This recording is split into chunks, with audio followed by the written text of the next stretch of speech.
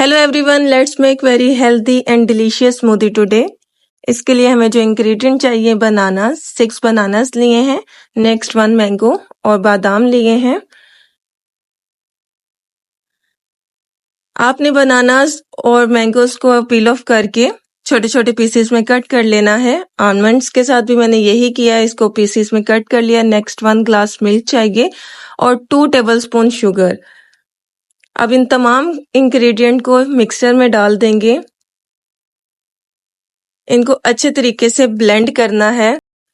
Mango and banana provide a wealth of vitamins and minerals that are essential for overall health and well-being। और ये एक energy booster के तौर पर smoothie काम करेगी।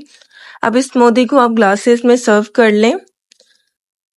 इसके बाद बादाम और थोड़े से मैंगो चंक्स लेकर उसके साथ आप गार्निशिंग कर लें। आप इसको रात में भी बनाकर रख सकते हैं और मॉर्निंग में भी बना सकते हैं।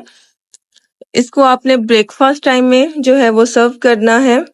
Date is very good for digestion also. The vitamins and antioxidant from mangoes and almonds can improve your health as well।